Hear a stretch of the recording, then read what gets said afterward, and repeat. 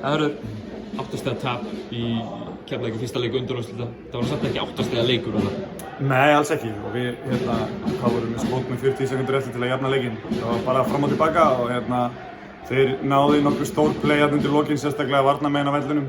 Við urðum kannski aðeins úr staðir. Tæ var þarna heitur í byrjun fjórða og lok þriðja og við getum ekki verið í síðustu 12 mínúturnar að treysta á það bjarga okkur. Þannig að við hefðum þurft aðeins meira flæði í sóknarleikinn undir lokin til þess að opna aðeins betur út í. Þeir eru með veikleika varnarlega sem við vitum að við getum ráðist á.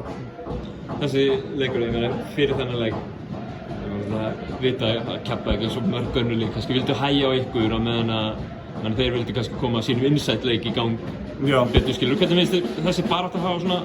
Fyrra áleik fannst mér við ná að hraða vel á þeim. Ég hef eftir að fá pace-tölunar. Tilfinningin að við höfum spilað þetta á okkar hraða allavega fram að hálfleik. En svo náðu þeir kannski aðeins að hægja leikinn niður í seinni hálfleik.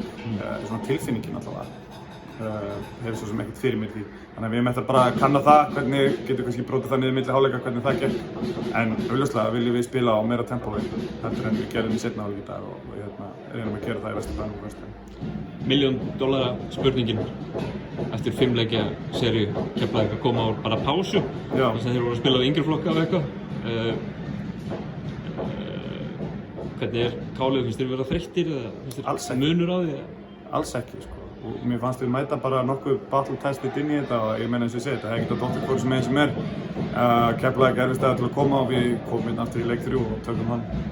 Frábær stuðningsmenn á þessu leik með miðjuna og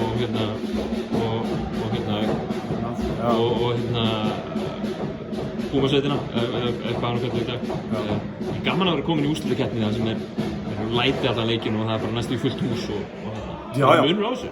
Jú, þetta er gaman, mjög gaman. Leitt að tapa, en það er gaman að vera komin í úrslitakeppni að sjálfsögðu með stemmingu í húsinu og það verður samið på treiningunum í Vesturbænum á föstudaginn. Alveg í lokin, þeir missið náttúrulega Hörðaxel í Villuvandri í fyrri hálfleiknum. Þeir missið stóra menn ykkar í Villuvandri í seinni hálfleiknum.